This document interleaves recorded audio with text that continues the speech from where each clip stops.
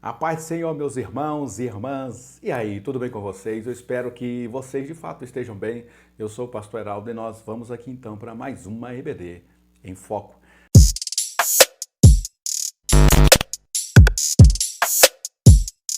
Pois bem, meus queridos, amados irmãos, lição de número 3. Nós vamos falar hoje aqui nessa nossa lição sobre as parábolas de Jesus, sobre a parábola das 10 virgens. E o tema da lição está como seja prudente e vigilante. O texto bíblico é bastante conhecido, Mateus capítulo 25, versículo do 1 ao 13. E todas essas partes que estão tanto em vermelho como em amarelo, destacado com a fonte diferente, ou em negrito, ou mesmo sublinhado, são partes importantes que talvez na leitura do texto a gente vale a pena destacar aí também na sua classe, tá? Eu vou fazer alguns poucos destaques aqui para não alongar o vídeo, mas você pode estudar aí o texto e fazer as ponderações já no próprio texto, a gente poder trazer as explicações necessárias para eles aprenderem no próprio texto, quando na leitura do texto irem identificando ali os parâmetros básicos de uma interpretação bíblica. Então está aqui, versículo de número 1 diz: então o reino do céu será semelhante a 10 virgens que, tomando as suas lâmpadas, saíram ao encontro do esposo. Essa expressão, semelhante, ou o reino dos céus é como, é uma característica de toda a parábola. A parábola que Jesus estuda, que Jesus utiliza-se desse método, e a gente viu isso na lição de número 1, a principal característica dela é de comparação. Então Jesus ele está trazendo uma ideia do que é o reino dos céus, como que será esse reino dos céus, como que será a vinda dele, de que maneira se dará a vinda dele. Então ele vai usar comparações para que as pessoas que estão ouvindo ele possam ter uma ideia melhor daquilo que ele está explicando. Então ele começa essa parábola dizendo que o reino dos céus será semelhante, ou seja, será como? Será parecido com. É a ideia que vocês têm a respeito desse tipo de casamento, desse encontro noivo com a noiva, a presença dessas 10 virgens, todas essas imagens, vocês pegam isso agora e levem para essa comparação para com aquilo que eu vou ensinar, o que é o reino dos céus. E aí ele fala sobre 10 virgens que, tomando as suas lâmpadas, saíram ao encontro do esposo. Aqui na própria lição nós vamos falar um pouquinho sobre que tipo de lâmpada é essa. Será que eram as lamparinas que eram usadas para iluminar as casas? Mas se eles estão do lado de fora, é um cortejo, que é um tipo de casamento que tinha na época. É um cortejo, eles estão participando ali de uma tipo de celebração que era na rua, na praça. É um cortejo que passava pelas ruas. Será que aquela lamparina servia para essa finalidade? A gente vai ver aqui também no decorrer dessa lição. E 5 delas eram prudentes e 5 loucas, ou seja, todas eram virgens, todas eram convidadas, todas elas estavam aptas a participar desse casamento. Elas eram, que a gente vai estudar também, elas não eram as que iriam se casar, né? Não eram as noivas, elas eram damas de honra, como se fosse hoje as damas de honra que a gente tem nos nossos casamentos da nossa cultura ocidental. Naquela época eles tinham essa seleção de virgens para serem as damas de honra. Então 5 delas eram loucas e 5 eram prudentes, mas olhando de fora, todas elas tinham a mesma performance. As loucas, tomando as suas lâmpadas, não levaram azeite consigo. Por que são loucas? Porque não levaram azeite. Então a parábola já está se auto-explicando.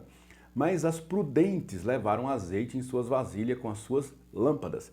Então por que uma é louca? Porque não tem azeite. Por que uma é prudente? Porque tem azeite. E tardando o esposo, tosquenejaram todas e adormeceram. Mas à meia-noite ouviu-se um clamor. Aí veio o esposo, saí-lhe ao encontro. Então todas aquelas virgens se levantaram e prepararam as suas lâmpadas.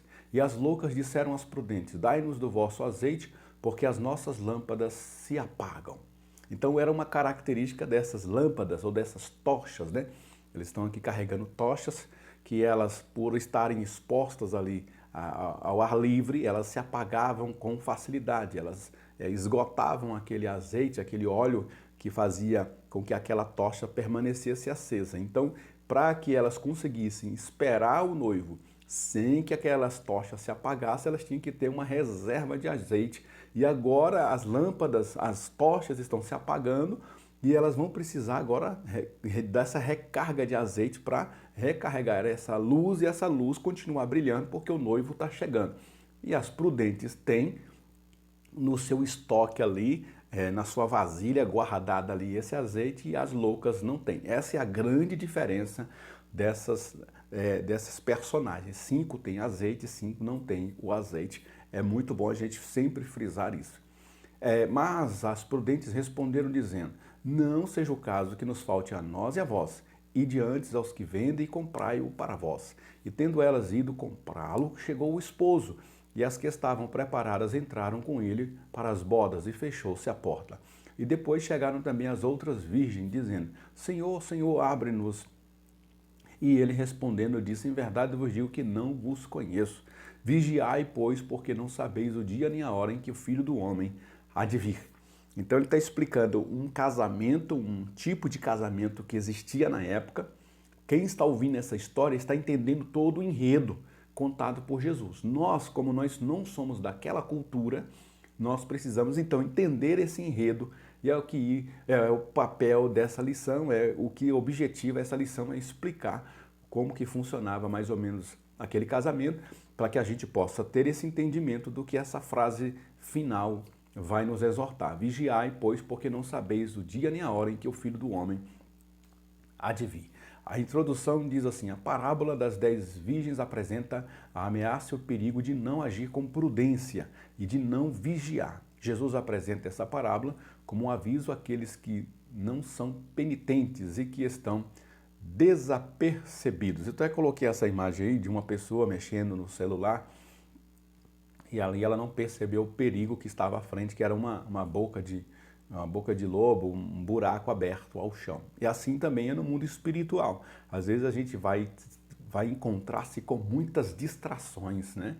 Que vão nos fazer perder o foco central, que é a volta de Jesus. Então a essência dessa parábola é o que as distrações dessa vida têm feito com a gente, que a gente não tem percebido que o noivo está às portas. Então, é porque ele está demorando? Talvez seja isso. Se ele está demorando, ele não vai voltar agora. Então eu posso trabalhar outras coisas da minha vida. E é justamente quando a gente achar que ele não vem, é que ele vem. E ele vem essencialmente porque a gente não sabe o dia nem a hora em que a nossa vida vai findar. Então o noivo pode voltar com o arrebatamento da igreja, levar todos de uma vez só, ou o noivo pode voltar de maneira individual para cada pessoa. E aí, esse ponto, a gente literalmente não sabe o dia nem a hora. Pode ser que o meu último dia seja hoje. O meu encontro com Jesus pode ser hoje, com a minha partida para a eternidade. E aí, será que eu estou preparado? Pense nisso e seja abençoado. Tópico 1, o casamento em Israel. O casamento ou as bodas é, nas Sagradas Escrituras, uma das instituições mais importantes estabelecidas por Deus, pois representa o relacionamento entre as duas pessoas de sexos opostos.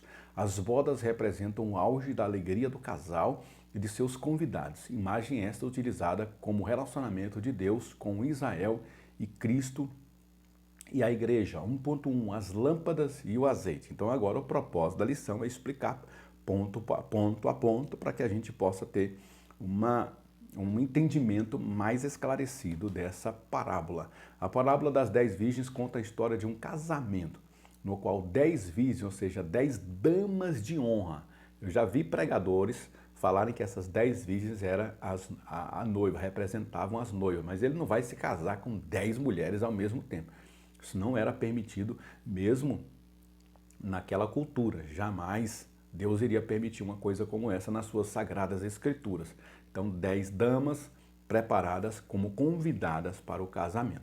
Era necessário que elas levassem consigo lâmpadas, que serviam como uma espécie de convite para entrarem na festa, porque elas iriam fazer parte do cortejo, do movimento da celebração, da chegada do noivo para o encontro com a noiva. Essas virgens, elas fariam parte das festividades. Elas precisariam estar muito bem preparadas para aquele excelente convite que foi feito a elas. As lâmpadas, do grego lampas, eram na verdade tochas ou fachos que deveriam ser embebidas com azeite para que durassem mais tempo. Estudiosos acreditam que as tochas, depois de acesa, só iluminavam por poucos minutos. Então existem vários estudos comprovando que essas lamparinas, que a gente traduz pela palavra lâmpadas, né, na verdade não eram aquelas mesmas lamparinas que se usavam dentro da casa, né, para iluminar a casa. Aquela lá ela tinha um alcance menor, uma luminosidade menor. Para estar na rua e aguentar, clarear ou trazer luz para a rua e fazer aquilo que o objetivo para qual essas tochas estavam ali nesse tipo de história ou nesse tipo de casamento, era necessário que fossem essas tochas mesmo, como se fossem essas tochas incandescentes que traziam bastante luz para o caminho. A vida do cristão é semelhante a essas tochas, pois sem o azeite do Espírito Santo, ele não consegue brilhar. E a gente sabe que toda vez que a Bíblia menciona a palavra azeite, ela está falando do Espírito Santo. Então é necessário o cristão estar sempre preparado e com a presença do Espírito Santo, porque ele é que vai fazer essa conexão. O Espírito Santo que tem essa responsabilidade de nos apresentar para o noivo, para Cristo. Por isso a necessidade de estarmos na presença do Espírito Santo. 1.2, a partida do noivo. O noivo saía da casa de seu pai e ia em direção à casa da noiva, em um cortejo festivo. Alguns acompanhavam a viagem do noivo, porém outros ficavam do lado de fora esperando o retorno com a noiva. Ponto alto das bodas está na chegada, que costumava ser à noite. A demora era comum para o retorno dos nubentes, mas deviam ter a certeza de uma coisa: assim como o noivo foi, ele voltaria. Tal expectativa assemelha-se às características da volta de Cristo, que subiu ao Pai há mais de 2000 anos, mas assim como ele subiu ao Pai, devemos ter certeza de que um dia ele voltará. Que possamos esperar ansiosos a volta do amado de nossas almas. Tópico de número 2, as 10 virgens. Agora, quem é que simboliza aqui nessa parábola essas 10 virgens? Algumas pensam que as virgens eram as noivas, mas não, as virgens eram damas de honra que acompanhavam a noiva em sua festa de casamento, que poderia durar até 7 dias. 2.1, as prudentes. Jesus afirma que 5 eram prudentes e 5 loucas. A palavra prudente no grego pronimos significa inteligente, sábio, atento, sensato. As prudentes levaram consigo azeite reserva, pois sabiam que era de costume a demora do noivo. Devemos ser prudentes, como afirma Jesus, pois o prudente calcula o preço, ou seja, age com a razão, sabe esperar por todas as informações necessárias antes de agir. Prudência é característica fundamental para o sábio, a fim de que tenha uma vida próspera e abençoada por Deus. Pessoas prudentes são cuidadosas e ajuizadas, são capazes de opor-se às investidas de perseguir uma meta em curto prazo, optando pelo sucesso a longo prazo. Era considerado na época uma honra muito grande fazer parte de um casamento como esse. E todas as pessoas que eram convidadas, como era um costume da época, sabiam que poderia haver uma demora do noivo. Então, mais do que levar somente a tocha, que era representando aqui o convite para estar participando daquela festividade, elas tinham que ter levado uma quantidade de azeite reserva, porque era natural que se o noivo tardasse, ele poderia tardar, elas teriam uma reserva para manter aquela chama sempre acesa. Então, isso simboliza muito bem a nossa vida espiritual. A gente não sabe, irmão, quando que Jesus voltará. A gente está bem hoje, mas é amanhã e daqui a uma semana, daqui a um ano. E se a gente passar por problemas que essa vida pode nos fazer nos submeter às adversidades desse mundo, o próprio Cristo diz que no mundo teremos aflições. E se a gente sofrer as aflições desse mundo, a gente não pode baixar a guarda. Não, já que Jesus vai demorar um pouco, eu vou cuidar primeiro da minha vida. E se ele volta nesse meio tempo, eu posso perder a minha salvação por um vacilo, por uma questão de prudência. Então o texto está nos assegurando que aqueles que estão esperando Jesus vão ter a volta dele. Ele voltará. Mas nós que estamos aguardando precisamos ter prudência, vigilância, para que quando ele voltar a gente não esteja desatento, desapercebido, descuidado. 2.2, a atitude do filho mais velho. Todavia 5 eram loucas, do grego moros, que significa nécio, descuidado, insensato, imprudente, sem juízo, irresponsável. Elas não eram loucas por algum distúrbio, transtorno ou problema psiquiátrico. mas elas agiam sem razão, agiam pela emoção, sem calcular o resultado de suas ações. Quantas pessoas também não são assim? Agem somente pelo calor da emoção. Tantas decisões importantes como namoro, casamento, emprego, dentre outros, e muitos tomam decisões pautadas apenas naquilo que sentem, pela vontade do coração. Entretanto, devemos nos acautelar, pois enganoso é o coração do homem. E aí o tópico de número 3 diz a chegada do noivo. Em Jesus, o reino de Deus adentrou na história humana, mas a sua chegada também aponta para o fim desta era marcada pelo pecado. Um grande catástrofe está às portas e será semelhante ao dilúvio. O machado está posto à raiz das árvores. Alguma coisa vai acontecer e haverá sinais de que ele está voltando. Ele trabalhou muito bem essa ideia no capítulo 24 do próprio livro de Mateus. E os discípulos então indagaram: Jesus, nos fala quando é que essas coisas vão acontecer. Aí Jesus, em vez de falar assim, ó, vai acontecer no dia tal, na hora tal, no mês tal, vai estar acontecendo essas coisas exatamente dessa forma. Não, ele preferiu contar essa parábola e aí, através dessa parábola, eles entenderam que a gente não tem como saber o dia nem a hora, mas tem como a gente se preparar adequadamente para esse dia. 3.1, ameaça da última hora. As virgens que não estavam preparadas para a chegada do noivo permaneceram ao lado de fora da festa e ouviram: em verdade vos digo que não vos conheço. A última hora é um momento decisivo em que estamos vivendo e não estar preparado para a chegada do noivo é uma insensatez, uma loucura, uma irresponsabilidade. O inferno é uma realidade. Muitos têm abandonado a comunhão com Cristo e com a igreja. Esses estão vivendo de forma irresponsável. Após a porta ser fechada, ninguém mais poderá entrar. Diante da eternidade, ou diante dessas portas fechadas, que simbolizam a eternidade, afastados da presença de Deus, qualquer coisa que a gente faça nessa vida vai valer a pena, irmãos. Então, qualquer sofrimento, qualquer luta, qualquer tipo de distúrbio que a gente passe nesse mundo, em comparação com uma eternidade sem Cristo, vale a pena a gente permanecer aos pés do Senhor em vigilância. Tudo que você for comparar com a eternidade sem Cristo, você vai dizer, vai valer a pena permanecer vigilante. Mesmo que isso custe a minha própria vida, vai valer a pena. Eu sempre tenho uma frase que eu carrego comigo, que é o meu estimulador interno, né? Eu sempre digo assim, que eu quero chegar nos portais eternos, adentrar nas mansões celestiais, ver que aquilo tudo, de fato, é uma realidade agora para mim e poder dizer, valeu a pena. Valeu a pena. E todos nós, quando adentrarmos as mansões celestiais, a gente vai dizer, valeu a pena. 3.2, prudência e preparo. O grande ensinamento da parábola das 10 virgens está na última exortação, vigiai. Vigiar é estar atento, ser prudente e preparado para aquilo que há de vir. Apesar da ameaça do fechamento da porta, ela ainda se encontra aberta e o noivo ainda não chegou. Ainda há esperança, ainda há oportunidade de se arrepender, de ter uma vida transformada, de ter azeite reserva para a chegada do noivo.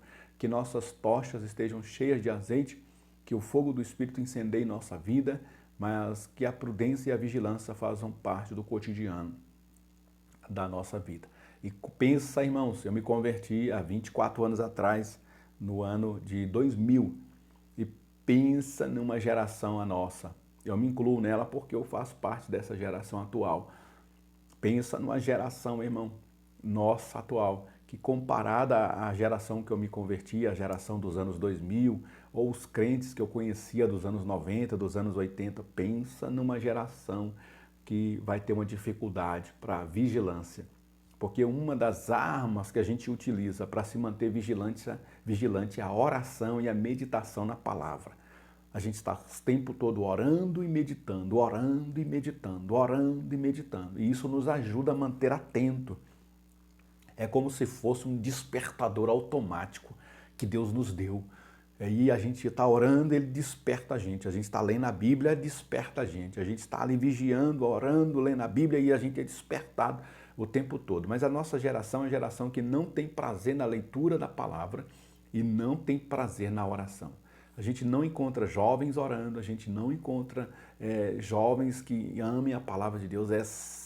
Raras exceções você vai encontrar numa igreja que tenha jovens ali que oram, que leem a Bíblia, que gostem de consagração. Raramente. Geralmente são as irmãzinhas de idade que a pouco estão morrendo, estão partindo para a eternidade.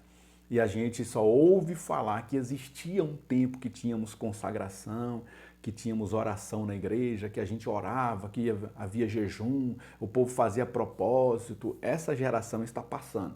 E a nossa geração, a geração atual, infelizmente, custa muito dizer isso, mas infelizmente é uma geração que não tem colocado sobre ela essa responsabilidade de fazer essa reserva. Muitos estão vivendo a base de oração dos seus antepassados.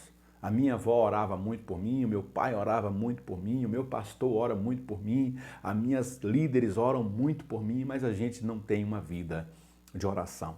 É uma pena. Eu sou pastor de igreja e o que eu estou fazendo aqui é uma constatação. Então nós que vamos estar dando essa aula é uma forma da gente também estimular os nossos jovens aí, quem sabe a esperança deles buscarem a Deus em oração, fazerem propósito com Deus e a partir disso Deus pode despertar. Eu acredito que Deus pode despertar e mudar esse cenário. Basta nós, como professores, sermos instrumentos de Deus na vida deles. Conclusão, que possamos ser prudentes, nos preparando sempre até a chegada do noivo Jesus, vigiando em todo o tempo, pois não sabemos nem o dia nem a hora em que o nosso Senhor voltará.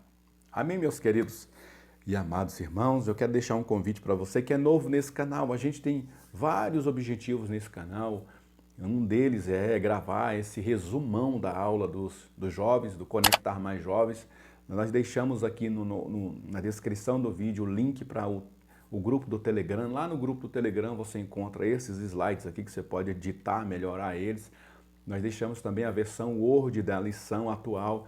Lá também tem a revista em PDF do professor, dentre outros materiais que a gente, juntamente com os outros professores lá desse grupo, compartilham no grupo do Telegram. Tá? Aqui na descrição vou deixar o link para você adentrar no grupo do Telegram. Não se esqueça de se inscrever nesse canal, que volta e meia, além das lições dos adultos e dos jovens, a gente sempre lança dinâmicas ou outras formas de trazer subsídios para melhorar a nossa aula. Deus abençoe e até a próxima EBD em Foco, se Deus nos permitir. Amém.